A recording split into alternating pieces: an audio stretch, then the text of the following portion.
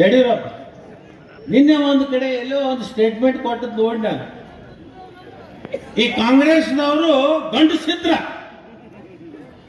ಮುಂದಿನ ಪ್ರಧಾನಿ ಯಾರು ಹೇಳುವಂತ ಯಡಿಯೂರಪ್ಪ ಕೇಳಕತ್ತಾರ. ಅಲ್ಲೋ ಮನೆ ನಿನಗ 80 ಈ ಗಂಡಸ್ತಾನ ವಿಷಯ ನಿನಗೆ ಯಾಕೆ ಬಂತು ಈಗ ಅಂತ. ಆಯ್ತಪ್ಪ,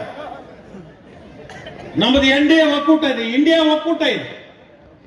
ಈ ದೇಶದ ಜನ ಯಾರಿಗೆ ಆಶೀರ್ವಾದ ಮಾಡ್ತಾರೆ, ಯಾರನ್ನ ಆಯ್ಕೆ ಮಾಡಿ ಕೊಡ್ತಾರೋ ಅವಾಗ ಯಾರನ್ನ ನಾವು ಪ್ರಧಾನಮಂತ್ರಿ ಮಾಡಬೇಕು ಅಂತ ಹೇಳಿ ಒಕ್ಕೂಟದವ್ರು ಸೇರ್ಕೊಂಡು ನಾವು ತೀರ್ಮಾನ ಮಾಡ್ತೀವಿ. ನಾನು ನಿನಗೆ ಕೇಳ್ತೇನೆ, ಬಹಳ ಗಂಡಸ್ತಾನ ಬಗ್ಗೆ ಮಾತಾಡಕ್ ಹತ್ತಿರಲ್ಲ ಯಡಿಯೂರಪ್ಪನವ್ರ. ನಿಮ್ಮಲ್ಲಿ ಒಂದು ಪದ್ಧತಿ ಅದ, 75 ವರ್ಷ ಆದ್ಮೇಲೆ ರಾಜಕೀಯ ನಿವೃತ್ತಿ ತಗೋಬೇಕು ಅಂತ. ನಿನ್ನೂ ಕುಡಿಸ್ಯಾರ, ಈಶ್ವರಪ್ಪನು ಕುಡಿಸ್ರ, ಅನೇಕ ಮಂದಿನ ಕುಡಿಸಾಕತ್ತಾರ.